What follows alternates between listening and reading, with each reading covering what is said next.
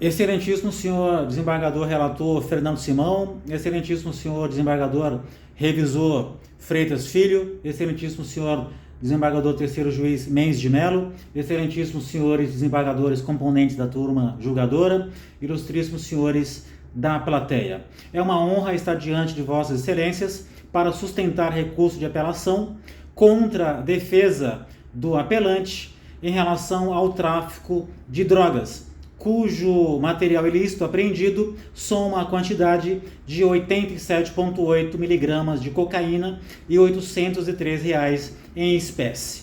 Houve oferta de denúncia contra o apelante, processamento do feito, que restou em evidente prejuízo aos interesses do apelante, porque a defesa da época entendeu por bem em renunciar à produção de provas, porque não seria interessante para a estratégia defensiva da época. O que restou em condenação do apelante a pena de 6 anos e 9 meses de reclusão.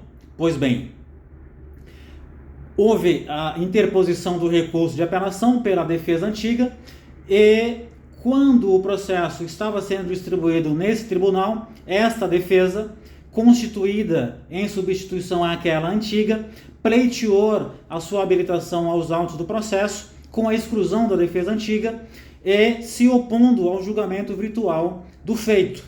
Por um problema de sistema, o nome deste advogado não foi inscrito na capa dos autos e, consequentemente, não houve a sua intimação em relação ao julgamento do feito, que fora feito de forma virtual e sem a participação desse advogado para a sustentação oral. Mesmo assim, houve o julgamento do feito com a redução da condenação para 5 anos e 10 meses de reclusão no regime fechado.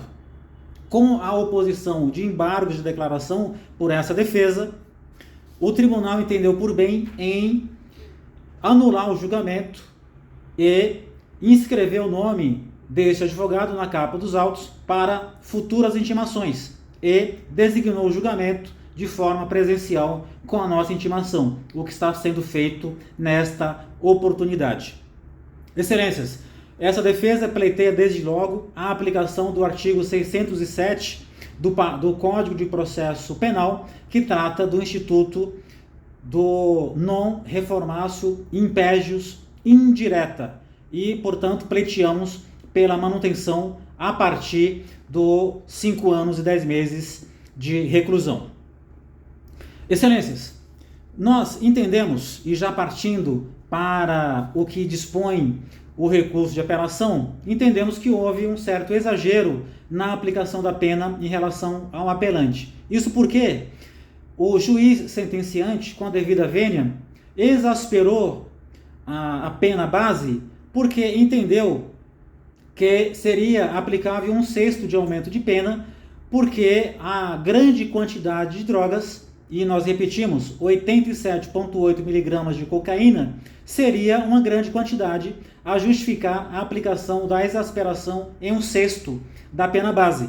E nós entendemos que isso viola, com a devida vênia, os princípios da razoabilidade e da proporcionalidade. Porque, excelências, 87 miligramas de cocaína não justifica uma exasperação tão grande. É desarrazoado, é desproporcional. De modo que entendemos que essa parte da sentença deve ser reformada e é o que nós pugnamos desde agora. Por outro lado, também Sua Excelência, juiz sentenciante, entendeu em exasperar em mais 1/6 a pena do apelante, porque entende que o tráfico de drogas é muito grave, e aí ele coloca que é muito mais grave na região em que os fatos se deram, que é a região do Alto Tietê. Mas nós entendemos que não agiu bem Sua Excelência, o juiz sentenciante. Primeiro, porque a exasperação é muito elevada, 1/6. E segundo, porque o próprio dispositivo legal do artigo 33 da Lei de Drogas já prevê a punição do tráfico de drogas. O tráfico de drogas é punido porque é exatamente um crime muito grave. Então, punir alguém porque é traficante é uma pena mínima de 5 anos, exasperado em 1/6. mas no momento de um sexto, porque o crime é grave, viola o bis in idem. Então isso não pode ser concebível. Não pode ter duas punições pelo mesmo fato, porque o próprio dispositivo legal da lei de tráfico já prevê a punição alta pelo tráfico de drogas. Então, excelências, nós pedimos que vossas excelências decotem essa exasperação, porque viola o bis in idem. Excelências, a defesa também entende, por conta da deficiência probatória dos autos, não ficou suficiente comprovado nos autos processuais, no momento adequado, que a quantidade de drogas, embora ínfima, não era apenas do apelante.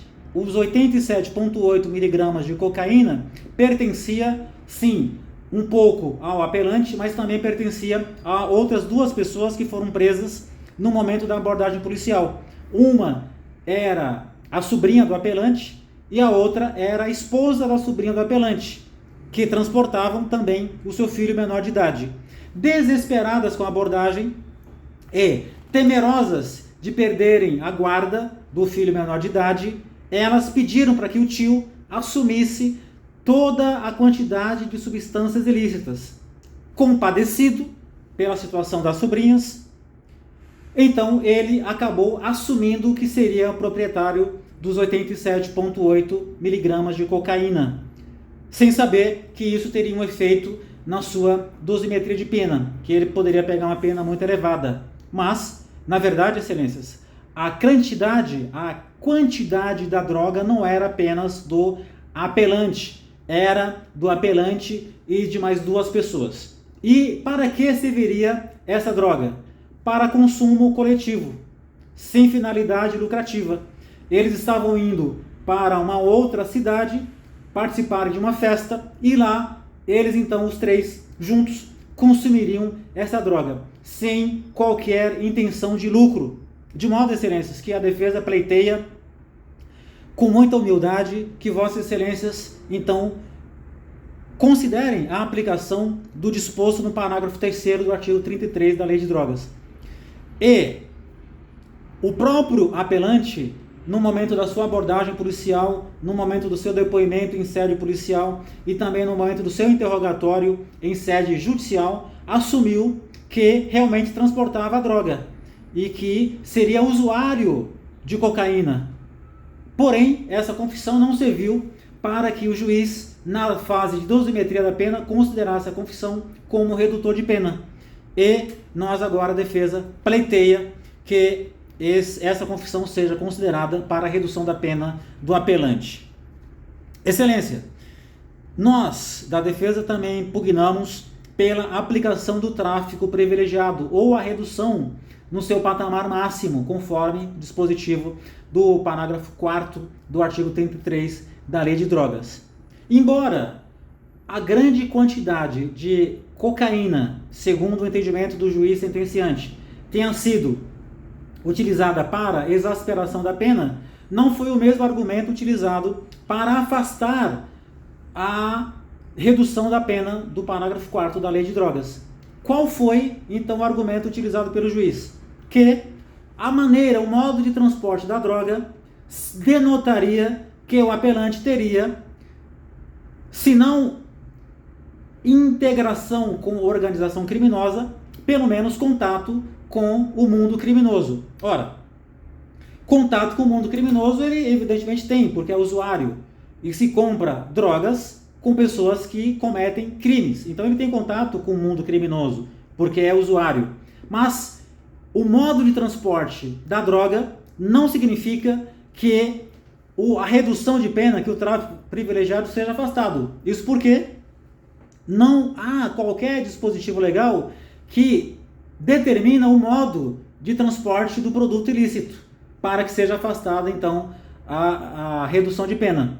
Mas mesmo que a grande quantidade fosse argumento para afastar a redução de pena, o STJ e o próprio TJ de São Paulo têm decidido reiteradas vezes que a grande quantidade de drogas não é motivo para afastar o tráfico privilegiado.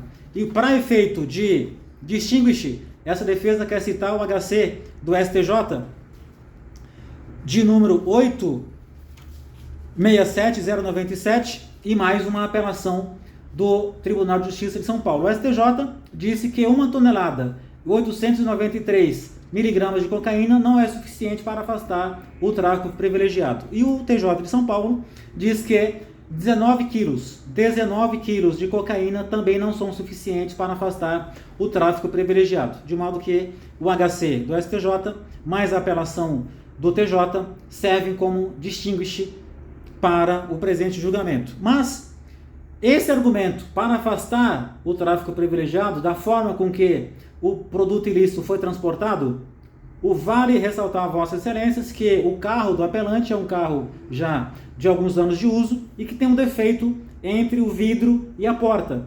Tem um espaço. Nesse espaço do vidro e a porta foi então colocado a substância ilícita.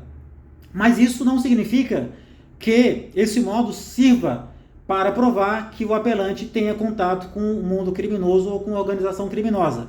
De modo que nós entendemos que todos os requisitos do parágrafo 4º da Lei de Drogas, quais sejam réu primário, de bons antecedentes, que não se dedica à atividade criminosa, que não integra a organização criminosa, estão todos presentes no caso do apelante. Ele é primário, de bons antecedentes, possui família constituída, 2 filhos menores de idade, um de 8 e o outro de 13 anos, mais uma esposa, que dependem do trabalho do esposo para a subsistência da entidade familiar e, além disso, ele possui atividade ilícita. Nós juntamos aos autos documentos da sua empresa que comprovam que ele realmente desempenha atividade ilícita. Além disso, os valores que foram apreendidos e que justificariam o tráfico de drogas, nós juntamos uma declaração de um cliente do apelante que teria contratado os seus serviços e pagou esses valores, e essa declaração está juntada aos autos, assim como os documentos que comprovam a sua atividade ilícita, de modo que ele faz jus também ao redutor máximo previsto no parágrafo 4º do artigo 33 da Lei de Drogas. Com base nisso, Excelências, essa defesa pugna que a apelação seja julgada procedente para a absolvição do apelante e a expedição imediata de alvará de soltura. Caso assim não entendam Vossas Excelências, que então desclassifiquem o crime para o uso ou para o crime de uso coletivo, ou ainda, se não entenderem assim Vossas Excelências, que reduzam a pena no patamar máximo em relação ao tráfico privilegiado e também apliquem o regime de cumprimento de pena num aberto ou substituam a pena por PRDs ou sursi e também expressam o imediato alvará de soltura, por ser uma questão de justiça.